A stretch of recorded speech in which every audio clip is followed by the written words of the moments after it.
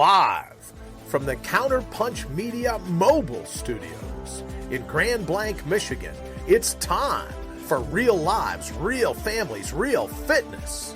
It's time for Derek Noel Fitness. Hello and welcome to another episode of Derek Noel Fitness Live. I'm just getting the live feed going on my phone real quick. We're going to have a good time, everybody. So real quick, we are just sharing this and we are good to go. We got an awesome show in the works today. It is something that I'm definitely passionate about, especially as someone who has come up in the bodybuilding and powerlifting world. And in case you didn't know, in case you haven't seen the previews, the topic tonight is overtraining. But before we get into that, I would like to ask everyone a favor. If you could like and share this video on your feed on Facebook, that would be great. Text the link if you're listening on IPM Nation to one of your friends that you think would benefit from this. Remember, that's ipmnation.com/counterpunch for the audio or /DNF for the video. Or if you could go onto the YouTube and give Counterpunch Media a subscribe. That is the page, the channel that these videos go out to. Every single bit will definitely help. And again, if you have any questions, as always, feel free to drop them down below. They don't have to be related to the topic at hand. I love being able to just have a general Q&A at the end of the show. So if you have anything, please drop them in the comments. I will see them. I check on a semi-regular basis throughout the show. We're going to have a good time. So I've talked about under eating and training and nutrition in general, but what happens when you overdo it? Well, when you overdo eating, for example, we know what happens. Weight loss typically, or weight gain typically happens when you eat more food, so on and so forth, specifically when you eat more calories than you're supposed to, because a lot of people could probably actually eat more food and still not really worry about gaining weight, because a lot of people chronically undereat in calories. But that's a whole other conversation. Today, the topic again is overtraining. So what happens when you train too much? Well, a lot of people actually fall into this downward spiral of they're working out and they're eating a little bit less from before and they're getting results. So if they work out even more and eat even less, then their results will be faster, right? Yes, to an extent. Starvation mode doesn't exist. There is no such thing. If you are in a calorie deficit, you will lose weight. If you're not in a calorie deficit, you will not lose weight. Basically, cut and dry there. A good 85% of nutrition can boil down into that. It's the other 15 that we can manipulate to make the 85 happen a little bit more or less effectively. Next, though, is overtraining. So if we constantly undereat, and again, I'm not going to go too far into this, if we're constantly undereating, the chances of us getting injured go up, the chances of us getting sick go up, the chances of us just not having energy. Like if anyone remembers Bernadine McCracklin, who I had an interview segment with a couple months back. I remember one time she was in prep and she didn't even have enough energy to walk on a treadmill because she was so steep into a calorie deficit that she had to try and be on a bike to just like force herself to move her legs. That's what happens when you're consistently undereating on calories. You just don't have energy to do things. If you're undertraining, you just don't burn as many calories. But what happens when you hit that overtraining part? What is overtraining? Is it possible to hit? Short answer is yes, it is possible to hit. Overtraining is the point at which a person experiences a decrease in performance or plateauing as a result of the inability to consistently perform at a certain level of training. Usually that happens when they exceed their recovery capacity. Your body can only recover so much. Most people don't hit that point though. Typically the people who do are going to be people who are very high performers in the field. If they are putting 7 to 8, 9 hours of work into the gym every day, getting through, If you're someone who's going to the gym 3 or 4 days a week, the chances of you overtraining are very slim to none. The chances of you overreaching are significantly higher, but overreaching isn't necessarily a bad thing. Overtraining is. And in case that whole new term overreaching comes into play, it's basically how we get stronger. So basically, we're breaking this down. I was actually going to talk about this a little bit later on in the show, but we can talk about it right now, the difference between overreaching and overtraining. And then I'll get into some signs of overtraining and what we can do. So just so you know what's on the docket for today. So overreaching is where we push our body a little bit more every week. So this week, I'll use a deadlift as let's use a squat for an example, because I feel like squats aren't nearly as intimidating as deadlifts for most people. This week, I'm squatting the bar. Next week, I'm squatting the bar plus 2 5-pound plates on it. So that makes, generally a bar is 45 pounds, 20 kilos for those people working in metric. And then we add 10 pounds, which is a 5-pound plate on each side. The week after that, we add more 5s, and then we just kind of do this. That is something called progressive overload, and eventually you're going to hit a point where you start to overreach, where you might need to back off that volume a little bit, and it's typically how we get stronger. Our body overreaches, and then we have to hit a point of recovery, and we try and get a super recovery so that when we repair our body, it comes back stronger than normal. This is also what the term periodization of training comes around with, is you're looking to recover enough, you're looking to do enough work so that our body has to recover enough to do that same thing next week, if not more. So it's our body's version of adaptation. Overreaching is a big part of that. Overtraining is where we just blow that entirely out of the water and we are going, so that our body literally doesn't even have a chance to hit that recovery point, and it just basically running your body into the ground. In case, if you need more clarification, please let me know. I'm trying to keep it in layman's terms. But what are some classic symptoms of overtraining? I'm going to list off 5 of them. If you have 1 out of the 5, chances are you don't, but if you experience all of these at the same time, then it's something to look at. And again, we'll talk about what we can do to try and fix it. So number 1, I shouldn't say, these are in no particular order actually. I just have them listed, I just have them labeled off on my little cheat sheet off to the side. Number 1, elevated resting heart rate. So if you're wondering what a resting heart rate is, basically it's the heart rate that you have when you basically first wake up in the morning before you even get out of bed. So if you have a Fitbit or an Apple Watch or a Whoop band, which is a whole other thing I could get into a whole other conversation with, and it's tracking your heart rate, keep in mind that they may or may not be consistent.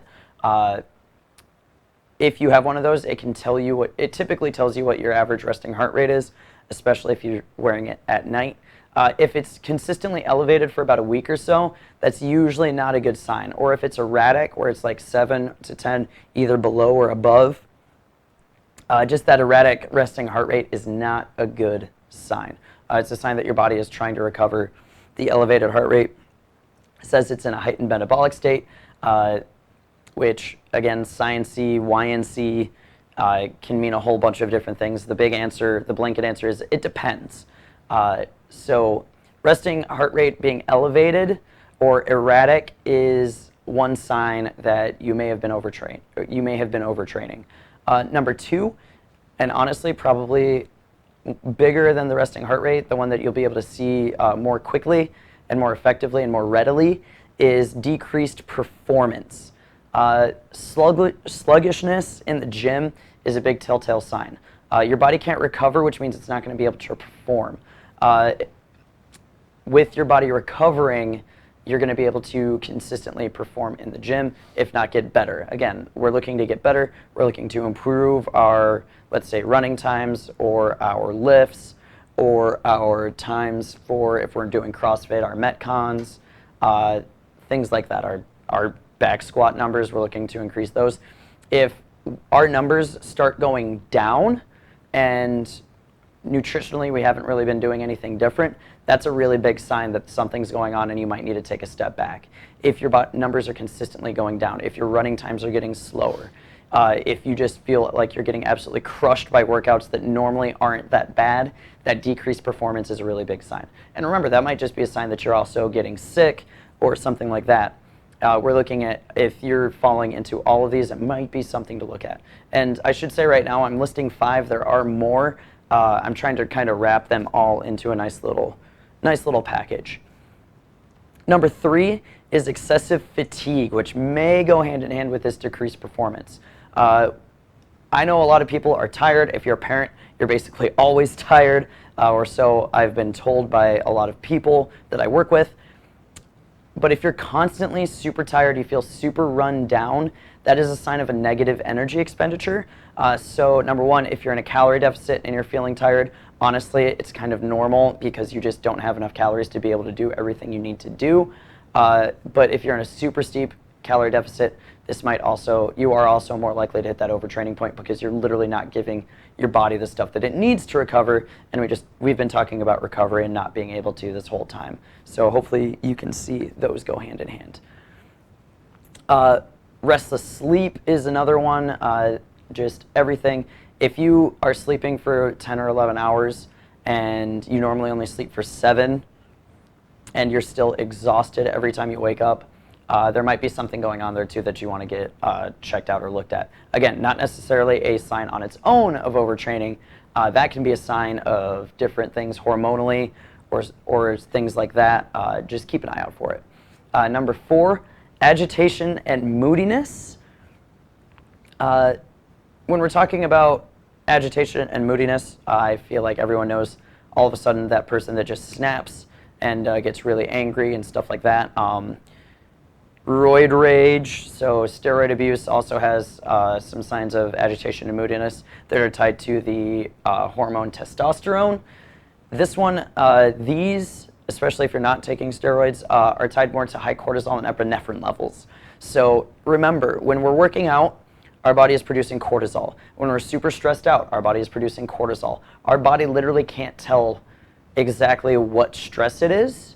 It just knows that there's stress. And when there's stress, it releases cortisol. If we didn't have any cortisol, by the way, because cortisol is painted with a really bad brush, cortisol is literally one of the hormones that keeps us alive. If we didn't have cortisol, if someone came up and poked me in the arm, my body would go into shock because cortisol is that like anti-shock hormone.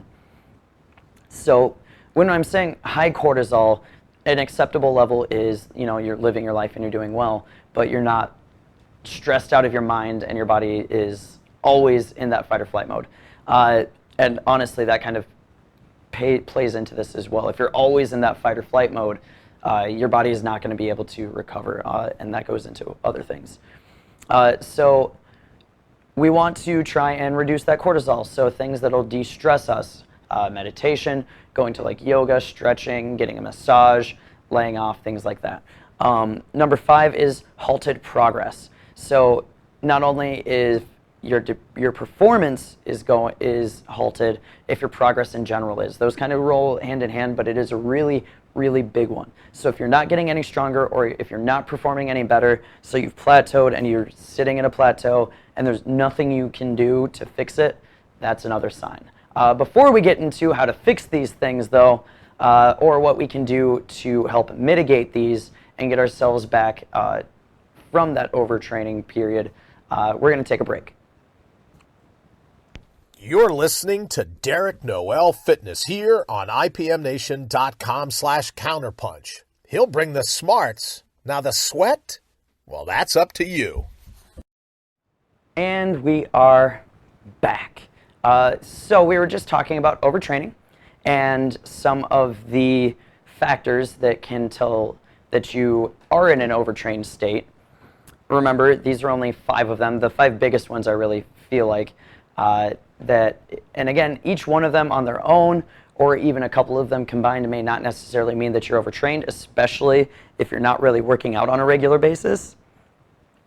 But it is just general symptoms. It is really hard to kind of tell. It's kind of like one of those things where if you're overtrained and you just feel absolutely run down, you know that you are just like you just feel like you're wrecked, you kind of get sick, you have no energy to do anything, super lethargic, and all of those things. But if we determine that we're overtrained, or better yet, if someone like a medical professional determines that we are overtrained, what can we actually do about it? There are a lot of people who already know the answer to this one. Number one, what do we do to recover? What is the number one thing? What period of time does our body actually recover? It's when we sleep. So look at your sleep numbers. If you're chronically undersleeping, so if you only get 2 or 3 hours of sleep every single night, and you're training, basically if you're training more than twice as much as you're sleeping, then chances are there's probably something going on there. Your body can't recover because you're not giving it the time to. Lots of really cool things happen to our body when we sleep. Again, that's a whole other conversation. I could probably make a whole other show just about sleep. I know I've talked at least half of one show about sleep, but make sure you're paying attention to that. If you're getting 5 or 6 hours of sleep, try and bump that up to 7 or 8. I know sometimes with the schedule that can really get messed up, but honestly, you need to ask yourself, if you're staying up at 11 o'clock to watch Conan O'Brien or Jimmy Fallon or something like that until midnight, and then you have to wake up at 5 o'clock the next morning, you could probably go to sleep that extra hour and get that extra hour of sleep. Then it determines your priorities, and I know I'm digressing, but that determines your priorities, and if you can get your priorities set, it's a lot easier to set a schedule that's a lot better for your body. So make sure you're not staying up until 3 o'clock watching TV shows and then waking up at 5 o'clock, and you'll probably automatically start feeling better. The number 2 thing that we can do is to lower our training volume. Now, what is training volume? It's the amount of working out that we're doing, the amount of reps that we're doing. So say there's someone there, or there's someone at the gym and they are working out. They're spending an hour and a half and they are just absolutely crushing it. They're doing 10 sets of 8 on deadlifts, and then they're going right into like 20 sets of 4, and all of these giant reps, and they're literally doing so much work over the span of 2 hours that their body is just, they are lying in a puddle of their own sweat, unable to move at the end of the day. Maybe if that person starts feeling like they're chronically overtrained, they need to pull their foot off the gas pedal there a little bit. Going 100% all the time is not a good thing. Let the body get a little bit of a break. If you can reduce that training volume, or even take a complete break from training for a week to just let your body get into that recovery mode, let that parasympathetic nervous system do its thing, let your body start fully recovering. Number one, you'll feel better because it'll give you, if you're not training 3 hours a day, then all of a sudden you're going to be able to sleep a little bit more. You'll also be able to kind of de-stress and take care of some other things that may have been put on the back burner, things like that. A lot of people, when I tell them to cut back or don't train for a week because they're feeling these symptoms, and I don't want them as their coach to feel these symptoms because it's not good. A lot of people don't really like when I tell them to lay off a little bit, but really, sometimes you need to, especially if you've been going really hard for a long, long time. Number 3, and this is going to be more on the caloric side, that side, go into caloric maintenance if you're low. And let's define that again real quick. So I know I did a show before that we talked really in depth about how to find the set calories. There's an even simpler thing to do. So your caloric maintenance is the amount of calories that your body needs to just maintain its weight with whatever you're doing, with whatever activities you're doing. A lot of people chronically undereat, like I said earlier. So that means that a lot of people are chronically in a calorie deficit, which means that they're not getting the nutrients they need to recover. So one thing that we can do on top of reducing training volume is to bring the calories up a little bit to make sure that they're getting everything that they need. Whether this is eating more vegetables and getting more vitamins and minerals that you might be deficient in, especially if you're on that meat and potato diet and you're not eating any greens, it might be a good idea. If you are at maintenance and you're crushing it, we might bring you into a surplus a little bit, make you eat a few extra calories here and there, and not necessarily worry about your weight as much, because again, when you go into a calorie surplus, you're going to be gaining weight. When you're in a calorie deficit, you're losing weight. So we might need to do those things to make sure that your body is actually recovering. We want it to get those nutrients. And number 4, we also need to address the other stressors in life. A lot of people think that they're going to start getting weight loss goals, or they're going to start achieving higher lifts and get stronger, and basically think of it as a plate of food. If your plate is already full and you're trying to throw one more thing on there, your eyes start to get bigger than your stomach. And then you get about 3/4 of the way through and you're really feeling uncomfortable. Your body treats stress the same way. It doesn't matter what it is. So let's say stress is that big meaty steak. Or let's say training's the big meaty steak. Your family life is the mashed potatoes, because let's face it, we all love mashed potatoes. And then you have some green beans, which might be your work. And then you have, oh man, someone made ribs, I want some ribs. And that can be something else going on. So like your second job, or your husband is about to get laid off. So all of these different things add up. And then all of a sudden they go, ooh, I'm going to lose weight while I'm dealing with all this stuff. Let's grab that brownie. And then they try and put the brownie on the plate too. In the end, you're just taking on too much, and it becomes a really unrealistic goal to be able to maintain that. And again, we were already talking about cortisol. If you have all those things and you go, ooh, I'm going to do that, then you're just making your body more stressed out. Because again, your body can't tell training from work, from family, from friends, and all of those other things. So being able to try and figure out, use that time that we just saved you. So instead of being in the gym for an hour and a half, you're in the gym for 30 to 45. You're just kind of getting through the motions a little bit. You're not really pushing the intensity super high. You can use that extra time that you're saving in order to address those other stressors in life. Maybe a better work-life or family life, work-life balance is a way to go to help with that. So that combined with everything else is really going to help out. Yeah, Marcy, mashed potatoes. That's what I'm saying. So what else can we do? I want to go back and talk about this calorie maintenance a little bit more, because a lot of people, again, chronically undereat. And I'm probably about to blow people's minds with this, because a lot of people don't eat nearly as much as they need to, unless they talk to me and then they go, there's no way I could eat that much. And I go, there's definitely a way you can eat that much. I went through, if you look back, I went through an equation called the Harris-Benedict formula, which gives you a fairly accurate sense of where your caloric intake should be.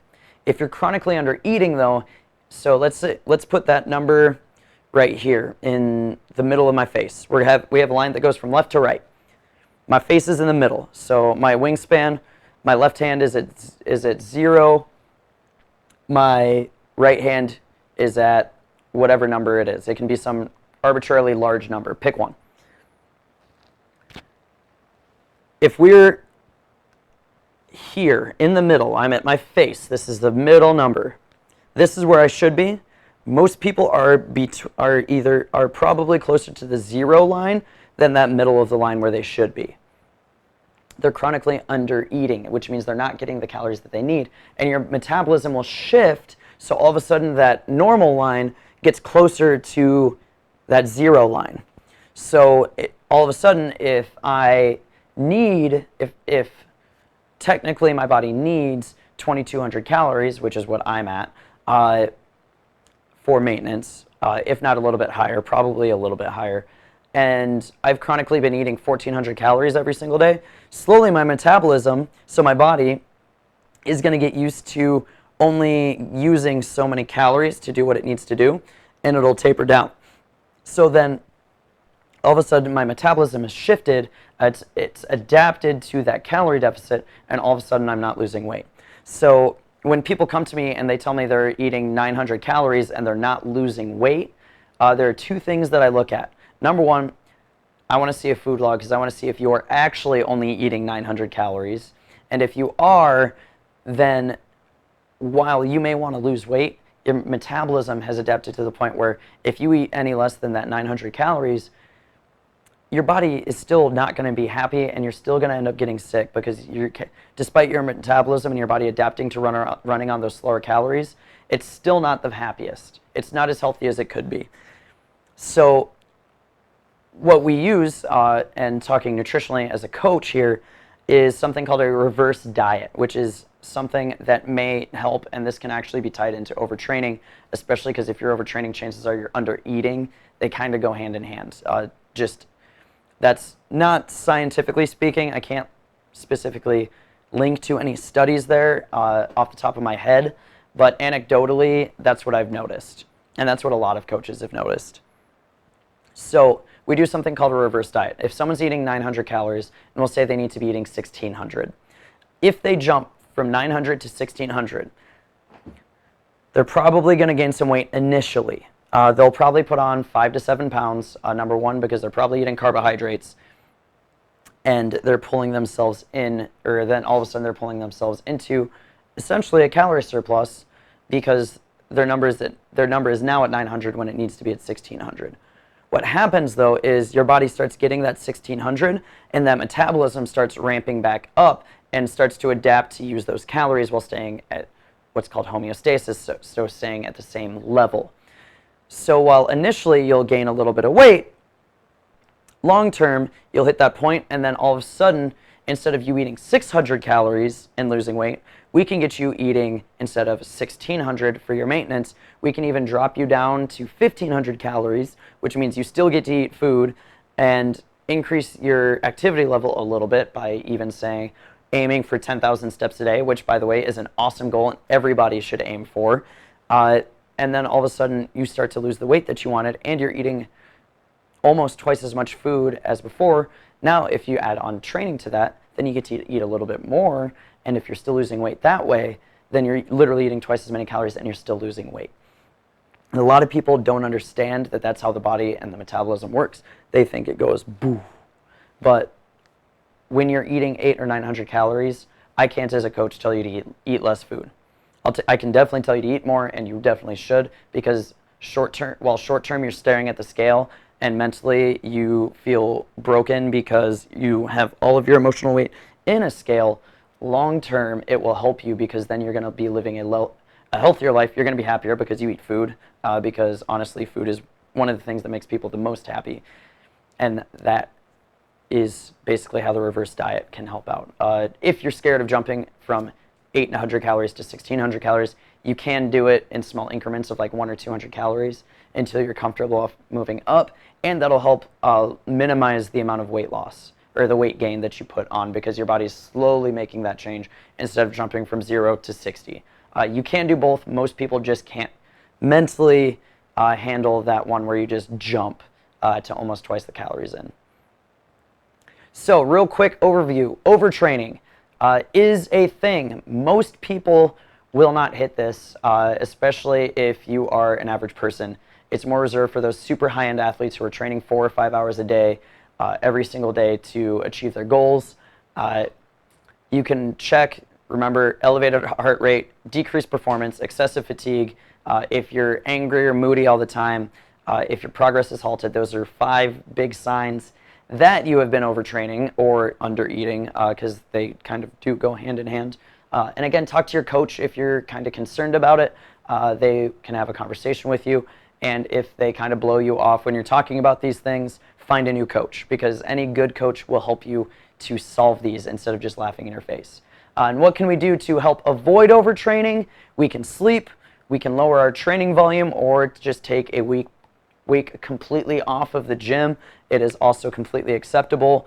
You can go into calorie maintenance if you are low, or if you are at maintenance, we can go into a small calorie surplus, or we might need to reverse diet you out of something if you are that low. And make sure you address all of the other things on your plate of life instead of just trying to chuck more and more food on there, because again, that's how bad things end up happening over time, especially when it comes to raising those cortisol levels. Doesn't look like we had any questions today. Hopefully this helped you out. Drop this, tag someone who you think may be overtraining, or tag someone you've heard use the term overtraining before, and let's see if they line up with it. I would love to have a healthy debate with people about this, because Honestly, this is one of the most hotly contested topics in strength and conditioning. My name is Derek. You can check me out on Facebook at facebook.com/DerekNoel. You can check out the YouTube link. Please subscribe to our YouTube channel. It would greatly help us out. We're looking to try and get those numbers up a little bit. And as always, you can listen to us on ipmnation.com/counterpunch or watch at /DNF. And remember, you can listen to these episodes every Tuesday. I have them set so they normally drop at 1 a.m. on Tuesdays, wherever you listen to your podcasts. Have a great night, everyone.